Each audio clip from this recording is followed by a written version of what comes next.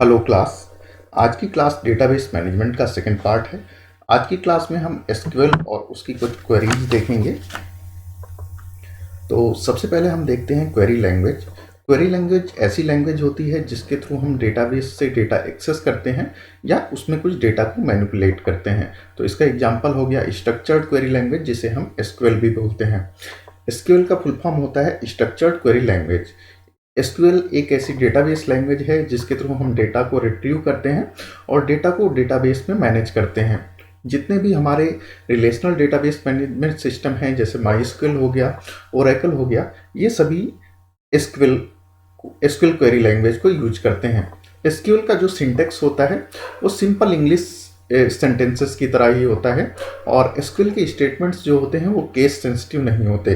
तो मीन्स हम इसे अपर केस में भी लिख सकते हैं और लोअर केस में भी लिख सकते हैं। अब हम एसक्यूएल के कुछ एप्लीकेशंस देख लेते हैं। इसके थ्रू हम रिलेशनल डेटाबेस मैनेजमेंट सिस्टम से डेटा एक्सेस कर सकते हैं। एसक्यूएल के थ्रू हम रिलेशनल डेटाबेस मैनेजमेंट सिस्टम में डेटा को स्टोर कर सकते हैं और मैनिपुलेट कर सकते हैं, और इसके थ्रू हम डेटाबेस को क्रिएट और टेबल्स को क्रिएट और ड्रॉप कर सकते हैं।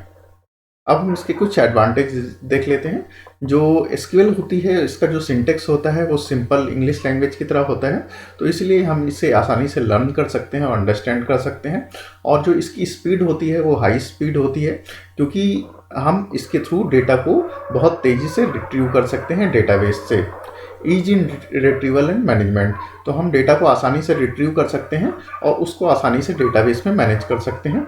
और जो ये एसक्यूएल होती है ये काफ़ी ज़्यादा यूज होती है, ये क्वेरी लैंग्वेज काफ़ी ज़्यादा यूज होती है। और जो ये एक लैंग्वेज है, एक क्लाइंट सर्वर लैंग्वेज है। इसका मतलब कि हम अपने फ्रंट एंड कंप्यूटर को बैक एंड डेटाबेस से लिंक कर सकते हैं। तो एसक्यूएल क्या काम कर सकती है, इसको हम मेनली दो पार्ट में डिवाइड कर सकते हैं। पहला तो डेटा डेफिनेशन और दूसरा डेटा मैनिपुलेशन। डेटा डेफिनेशन का मतलब कि हम उसमें डेटाबेस में जब कोई टेबल्स बनाते हैं या डेटाबेस क्रिएट करते हैं या टेबल का स्ट्रक्चर हम चेंज करते हैं या डेटाबेस को ड्रॉप करते हैं, तो ये सारा होता है डेटा डेफिनेशन। और डेटा मैनिपुलेशन मतलब किसी टेबल में जो ऑलरेडी एग्जिस्टिंग डेटा है, हम उसमें कुछ चेंजेस कर रहे हैं, उसको अपडेट कर रहे हैं, उसको डिलीट कर रहे हैं या उसमें कुछ डेटा इंसर्ट कर रहे हैं। तो कैटेगराइजेशन ऑफ एसक्यूएल स्टेटमेंट्स, तो इसको हम मेनली दो पार्ट में बांट सकते हैं। पहला तो डेटा डेफिनेशन लैंग्वेज स्टेटमेंट्स, इनको हम डीडीएल स्टेटमेंट्स भी बोलते हैं। दूसरा डेटा मैनिपुलेशन लैंग्वेज स्टेटमेंट्स या डीएमएल स्टेटमेंट्स। तो सबसे पहले हम देखते हैं डीडीएल स्टेटमेंट्स।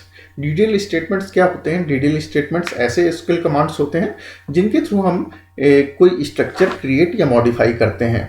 जैसे कि मान लीजिए हम क्रिएशन ऑफ डेटाबेस क्रिएट करते हैं या टेबल क्रिएट करते हैं और किसी टेबल का स्ट्रक्चर मॉडिफाई करते हैं या किसी डेटाबेस को ड्रॉप करते हैं, मतलब डिलीट करते हैं, या किसी टेबल को डिलीट करते हैं। तो डीडीएल कमांड्स कौन सी कमांड्स हुई? ऐसी कमांड्स जिनके थ्रू हम डेटाबेस के किसी स्ट्रक्चर को क्रिएट या मॉडिफाई करते हैं। तो डीडीएल कमांड के एग्जांपल हो गए क्रिएट टेबल कमांड, इसके थ्रू हम टेबल को क्रिएट करते हैं। अल्टर टेबल कमांड, इसके थ्रू हम टेबल के स्ट्रक्चर को चेंज करते हैं। या ड्रॉप टेबल कमांड, इसके थ्रू हम किसी टेबल को डिलीट करते हैं। तो create, it is used to create the database और its objects like table. Drop is used to delete objects from the database और alter is used to alter the structure of the database. अब देखते हैं DML. DDL हमने देखा किसी database object को create करने या उसे मॉडिफाई करने के लिए। जो डीएमएल होता है, डीएमएल कमांड्स हम यूज करते हैं किसी टेबल में ऑलरेडी एग्जिस्टिंग डेटा को मैनिपुलेट करने के लिए, उसमें कुछ चेंज करने के लिए। तो चेंज किस किस तरीके से हो सकता है कि किसी टेबल में हम कुछ नया डेटा इंसर्ट कर रहे हों, या उसमें जो पुराना डेटा है उसको डिलीट कर रहे हों, या पुराने डेटा को हम मॉडिफाई कर रहे हों। तो इन तीन तरीक़ों से हम उसमें मैनिपुलेशन कर सकते हैं। तो इसके कुछ एग्जांपल्स हो गए डीएमएल कमांड के, जैसे इंसर्ट के थ्रू हम टेबल में कोई नई रो इंसर्ट करते हैं। अपडेट के थ्रू हम कोई पुरानी जो एग्जिस्टिंग डेटा है उसमें चेंज करते हैं। और डिलीट का यूज होता है किसी पुराने रिकॉर्ड को डिलीट करने के लिए। अब हम देखते हैं माईएसक्यूएल डेटाबेस सिस्टम।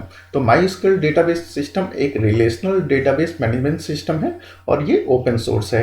ये भी एसक्यूएल डेटाबेस क्वेरी लैंग्वेज का यूज करता है।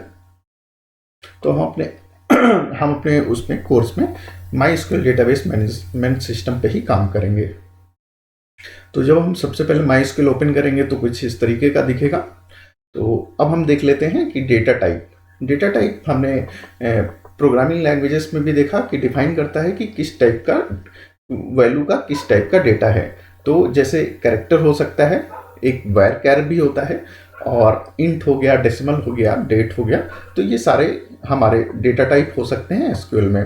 तो हम देख लेते हैं कैर का मतलब कैरेक्टर। तो अगर मान लीजिए हमें कोई इसमें स्ट्रिंग लेनी होती है जिसका साइज फिक्स्ड होता है, तो हम उसके लिए कैर का यूज करते हैं। मान लीजिए हमने किसी एट्रीब्यूट को साइज डिफाइन कर दिया कैर 10, तो उसका मतलब वो 10 स्पेसेस रिजर्व करेगा। अगर मान लीजिए हमने कैर 10 किसी चीज़ को डिफाइन किया और हम उसमें केवल 4 स्पेसेस ही यूज करते हैं, तो बाकी 6 स्पेसेस भी उसमें स्पेस पैड हो जाएगा राइट में। तो मतलब वो अगर 4 कैरेक्टर भी हैं तो भी वो 10 कैरेक्टर का ही स्पेस यूज करेगा। वैर कैर की ही तरह है, लेकिन इसमें अगर हम मान लीजिए किसी चीज़ को वैर कैर मतलब वेरिएबल कैरेक्टर। तो मान लीजिए अगर हम इसमें किसी को 30 स्पेस देते हैं, तो अगर उसमें हम कोई डेटा इनपुट कर रहे हैं जो कि केवल 4 कैरेक्टर का है, तो बाकी जो 26 हैं वो अनयूज्ड रहेंगे, उनके लिए मेमोरी एलोकेट नहीं होगी। varchar is a variable length means declaring varchar 30 means a maximum of 30 character can be stored, but the actual allocated memory will depend on the length of entered string। तो अगर हम मान लीजिए city को store करते हैं varchar 30 में, तो varchar 30 will occupy space needed to store 4 characters only। तो हम कैर में देख रहे थे कि अगर हमने कैरेक्टर डिफाइन किया और इसमें हम 4 कैरेक्टर का कोई वर्ड स्टोर कर रहे हैं, तो उसमें भी 10 कैरेक्टर का ही स्पेस यूज होगा। लेकिन varchar में क्या होता है, अगर हम किसी को varchar मान लीजिए 30 भी डिक्लेयर कर रहे हैं और हमने उसको 4 कैरेक्टर्स का हमने कोई इसमें वर्ड सेव करना चाह रहे हैं, हम इसमें स्टोर करना चाह रहे हैं, तो उस केस में भी यहाँ पे 4 कैरेक्टर का ही स्पेस यूज होगा। हम देख लेते हैं इंट इंटीजर वैल्यू को रिप्रेजेंट करने के लिए होता है।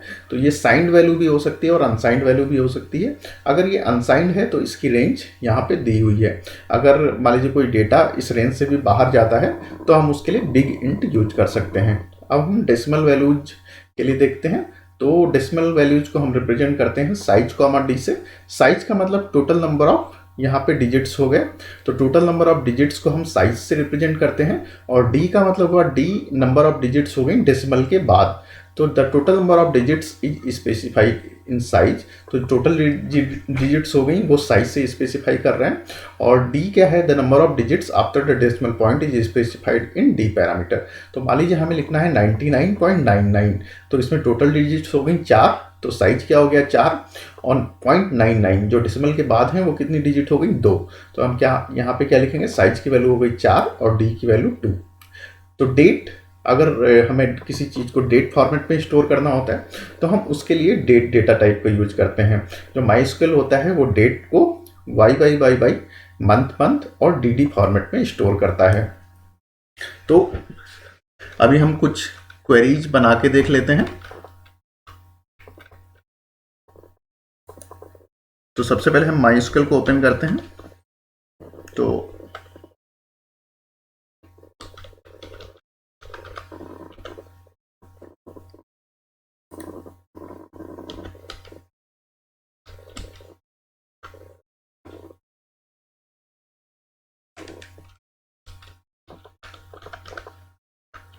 तो हमारा MySQL ओपन हो गया है। तो अभी हम देख लेते हैं क्रिएटिंग ए डेटाबेस। तो सबसे पहले हमें डेटाबेस क्रिएट करना होता है। तो मान लीजिए हमें डेटाबेस क्रिएट करना है school_gsbb_b1।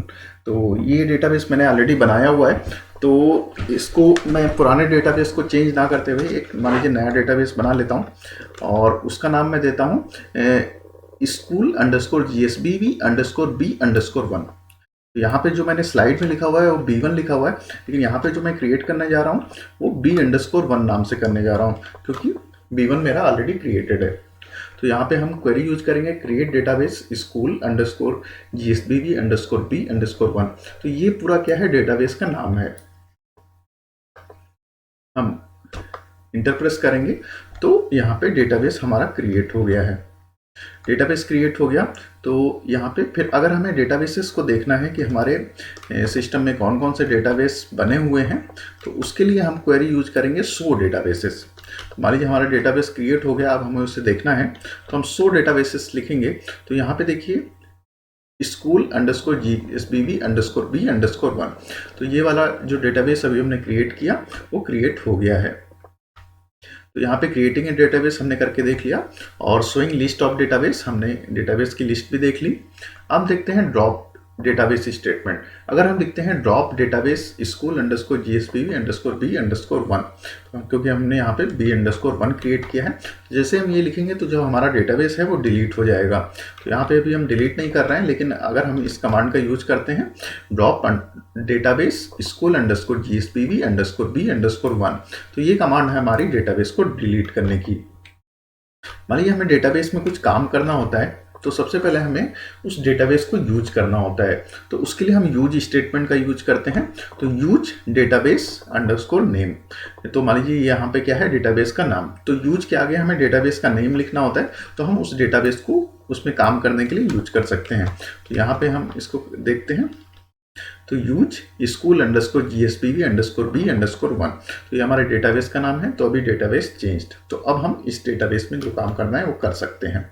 तो सबसे पहले तो डेटाबेस में हमें क्या करना होता है, डेटाबेस में हम टेबल्स बना सकते हैं, क्योंकि जो सारा डेटा होता है वो टेबल्स के फॉर्म में होता है। तो सबसे पहले हम देखते हैं create table command. Create table command होता है किसी टेबल का स्ट्रक्चर बनाने के लिए, और क्रिएट टेबल में हम क्या क्या देते हैं, सबसे पहले नेम ऑफ द टेबल और नेम ऑफ द फील्ड्स और उसकी डेफिनेशन कि उसका डेटा टाइप क्या होगा और उस पर क्या क्या कंस्ट्रेंट्स होंगे। तो कंस्ट्रेंट्स क्या क्या हो सकते हैं, mainly not null. Not null का मतलब कि उस एट्रीब्यूट में कोई नल वैल्यू नहीं जा सकती, और कोई एट्रीब्यूट प्राइमरी की हो सकता है। प्राइमरी का मतलब उस कॉलम में, उस एट्रीब्यूट में जो सारी वैल्यूज होंगी वो यूनिक होंगी और नॉट नल होंगी। तो इसका अगर हम सिंटेक्स देखें क्रिएट टेबल का, तो यहाँ पे हम कॉलम नेम लिखते हैं, फिर डेटा टाइप लिखते हैं, फिर साइज और कंस्ट्रेंट। इस तरीके से हम कई सारे कॉलम लिख सकते हैं, और फिर यहाँ पे जब हम ब्रैकेट बंद करते हैं तो यहाँ पे हम एक सेमी कॉलन लगाते हैं। तो मान लीजिए हमें इस टाइप की कोई टेबल बनानी है, एक स्टूडेंट टेबल बनानी है, जिसमें फील्ड्स क्या क्या हैं, *ID, *FNAME, *LAST NAME और स्टूडेंट DOB और स्टूडेंट सिटी। तो इसके लिए हमें क्या करना होगा, क्रिएट टेबल स्टूडेंट, ये टेबल का नाम हो गया स्टूडेंट। फिर *ID यहाँ पे इंट लिया है, लेकिन मान लीजिए अगर ये जो हमारी रेंज है ये इंट की उसमें नहीं आती, लेंथ में नहीं आती, रेंज में नहीं आती, तो उसके लिए हम यहाँ पे बिग इंट का यूज कर सकते हैं, क्योंकि ये जो हमारी स्टूडेंट ID ली है ये काफ़ी लार्ज नंबर लिया है, तो इसके लिए हम बिग इंट का यूज कर सकते हैं। फिर दूसरा स्टूडेंट FNAME, यहाँ पे हमने varchar 20 लिया। varchar 20 अभी हमने देखा था कि varchar क्या होता है, अगर हम उसमें मान लीजिए 20 भी लिया और हम 4 स्पेसेस का ही यूज कर रहे हैं, 4 कैरेक्टर्स का यूज कर रहे हैं, तो 4 कैरेक्टर के बराबर ही मेमोरी ये यूज करेगा।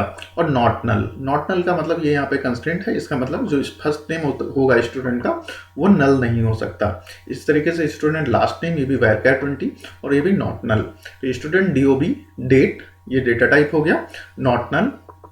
स्टूडेंट सिटी varchar 20, ये भी नॉट नल। और प्राइमरी की हमने यहाँ पे जो थी स्टूडेंट ID को डिफाइन की, और तो यहाँ पे हम प्राइमरी की दो तरीके से डिफाइन कर सकते हैं। एक तो हम कॉलम लेवल, यहाँ पे एट्रीब्यूट लेवल पे ही डिफाइन कर सकते हैं। तो मान लीजिए अगर किसी टेबल में हो सकता है कि केवल एक ही एट्रीब्यूट प्राइमरी की हो, तो हम उसके सामने यहाँ पे प्राइमरी की लिख सकते हैं उस एट्रीब्यूट के सामने। लेकिन हो सकता है किसी टेबल में दो से अधिक एट्रीब्यूट मिलकर प्राइमरी की बना रहे हो, तो उस केस में हमें यहाँ पे सबसे लास्ट में प्राइमरी की और फिर यहाँ पे एट्रीब्यूट कॉमा, मान लीजिए A,B,C, मान लीजिए 3 एट्रीब्यूट A,B,C मिलकर प्राइमरी की बना रहे हैं, तो हम उसे सबसे लास्ट में प्राइमरी की लिखेंगे और यहाँ पे एट्रीब्यूट की जो लिस्ट होगी वो कॉमा सेपरेटेड करके लिख देंगे। तो यहाँ पे ब्रैकेट बंद करेंगे और यहाँ पे कॉलन लगा देंगे। तो यहाँ पे अगर मान लीजिए एक सिंगल एट्रीब्यूट होता तो हम यहाँ पे भी लिख सकते थे प्राइमरी की, लेकिन अगर मल्टीपल एट्रीब्यूट होंगे तो हमें यहाँ पे लास्ट में उसकी कॉमा सेपरेटेड एट्रीब्यूट की लिस्ट लिखनी होगी। तो यहाँ पे हम टेबल क्रिएट कर सकते हैं।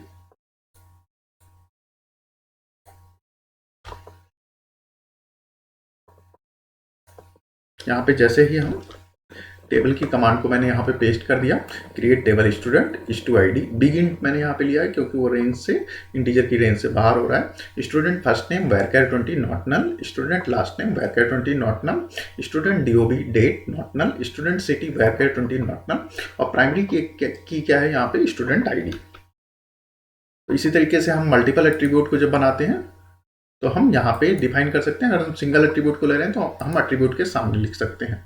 अगर हमें डेटाबेस को अगर हमने टेबल बना दी और हमें उसका स्ट्रक्चर देखना होता है, मान लीजिए टेबल यहाँ पे बन गई और उसका स्ट्रक्चर देखना है, तो हम डिस्क्राइब टेबल कमांड का यूज कर सकते हैं। तो हमारी टेबल जो हमने बनाई उसका नाम हमने क्या लिया, यहाँ पे स्टूडेंट हमने टेबल का नाम लिया। तो अगर हम लिखेंगे डिस्क्राइब स्टूडेंट या हम DESC स्टूडेंट इतना लिख दें तो उससे हमारे टेबल का स्ट्रक्चर हमें दिख जाएगा। तो टेबल तो हमारी बन गई है, अब हम उसका स्ट्रक्चर देख लेते हैं। डिस्क्राइब स्टूडेंट, तो यहाँ पे फील्ड क्या क्या है, issue टाइप उसका बिग इंट, नल नो।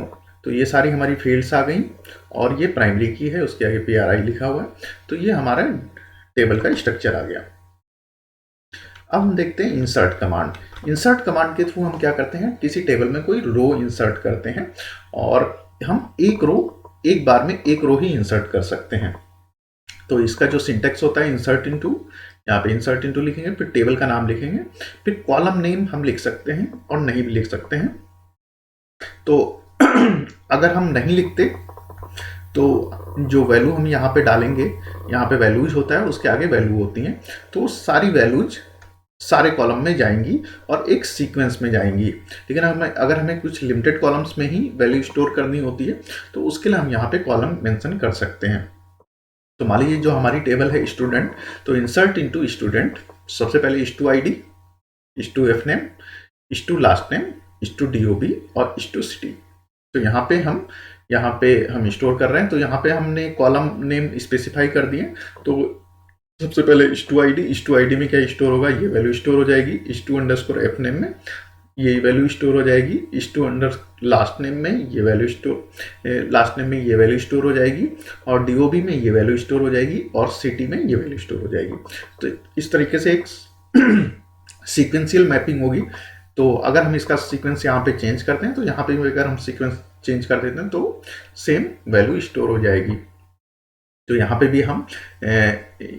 पे भी हमने वैल्यू स्टोर की। इसी तरीके से यहाँ पे भी हमने सारे कॉलम्स में ID, name, first name, last name, DOB और सिटी सब में हमने वैल्यू स्टोर की।